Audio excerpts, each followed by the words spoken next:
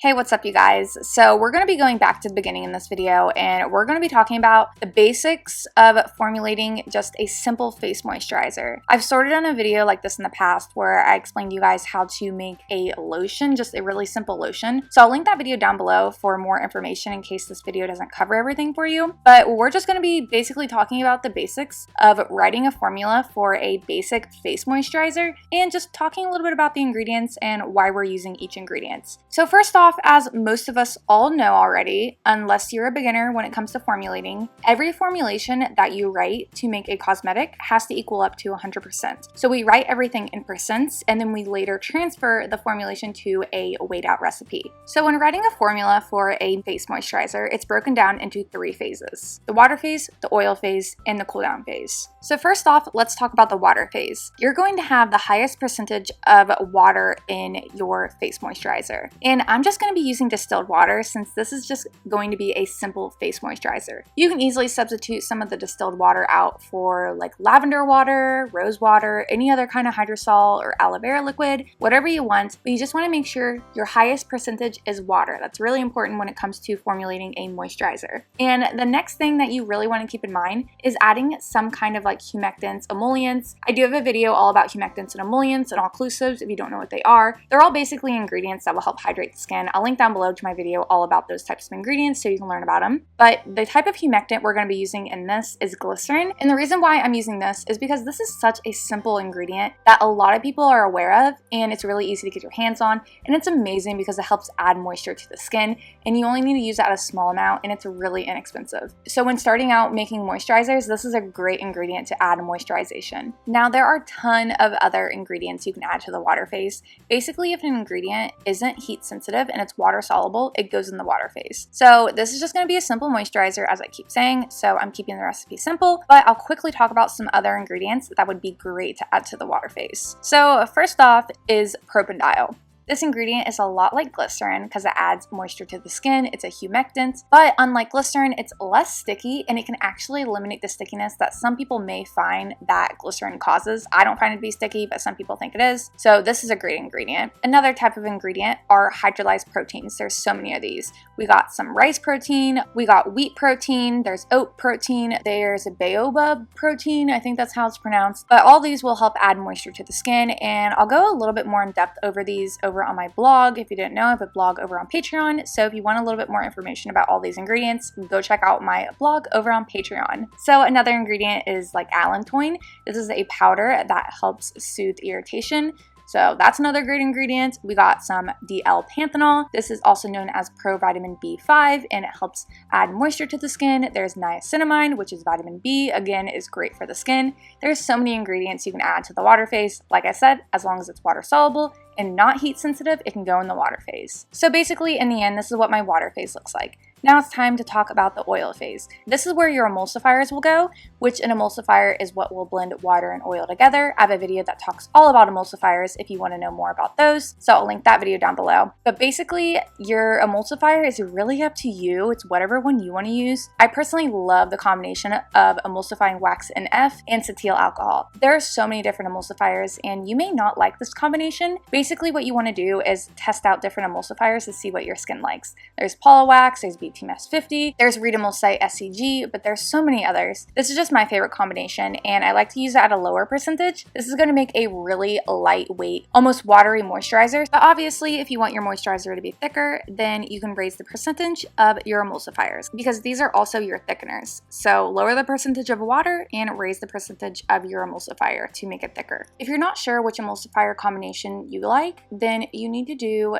just a combination of water and emulsifier, blend those together and everything. Obviously, make sure you have a preservative too, and see how that feels on your skin. That way you can get a good idea of how the emulsifier feels on the skin, and then from there you can add other ingredients like glycerin and carrier oils and stuff. So once you know what combination of emulsifiers you like, that's when you can start adding in your other ingredients, like I said. And an important ingredient I like to add in moisturizers are carrier oils. Carrier oils are a great way to get some hydration, and it's really all up to you what carrier oil you like. Every carrier oil feels different on the skin, so it's important to do some testing with different types of carrier oils at different percentages to see what you like. I personally like using a carrier oil around 10%, and I really like jojoba oil and sweet almond oil and sunflower oil, but it's all up to you what carrier oils you like to use. Now let's talk about the cool down phase. So most importantly, this is when you add in your preservative. So a preservative is obviously going to make sure your moisturizer doesn't grow any mold and bacteria. And if you don't know anything about preservatives, I'll link down below to a video where I talk all about different types of preservatives and how you know which ones to use and stuff like that. So I'm going to be using Liquid Dermal Plus in this moisturizer. You can use any other water-soluble broad-spectrum preservative you want to use. So the cool down phase is also the phase where you'll add in any other heat-sensitive ingredients that you want in your moisturizer, for example, like extracts and stuff. And that's it. That's how you write a formulation for a face moisturizer. Keep in mind, this one is very simple, very basic, easy to do, and basically a beginner should be able to make this formulation. So one more thing, if you don't know how to transfer a formulation that is written in percents to a weighed out formula, I have a video that goes into depth on exactly how you do that. So if you want to transfer this formulation to like, I don't know, 8 ounces or something, you can easily do that. Go check out the video, link down below. But in this video, we're going to be making 70 grams, which equals roughly around 2 ounces. So let's get started. So if you've been around on my channel for a while, you know the drill. You need a digital scale that weighs to 0.01 grams and some kind of heat-safe container. I'm using this 250 milliliter glass beaker, and I'm starting with my distilled water, and I'm adding in 55.65 grams of the distilled water. Next, I'm adding in the vegetable glycerin, which again, this is going to add moisture to the skin, and I'm adding in 2.8 grams of the vegetable glycerin. So once all your water ingredients are weighed out, go ahead and take the beaker off the scale, turn the scale back on until it's zeroed out, and then weigh your beaker and your water phase together. This weighs 163.19 grams. Take note of this weight because we're going to heat up the water in the oil phase, so that means some of the water is going to evaporate, and we need to replace any water that evaporates. So you're going to want to heat up some distilled water separately as well, so you can add some heated distilled water to your water phase once it is done and heated. Hope that made sense. So now it's time to grab another beaker. Again, I'm using a 250 milliliter glass beaker to weigh out my oil phase. First off, we're weighing out the emulsifying wax NF, and this equals 2.1 grams. Now I'm weighing out the cetyl alcohol, which again weighs 2.1 grams.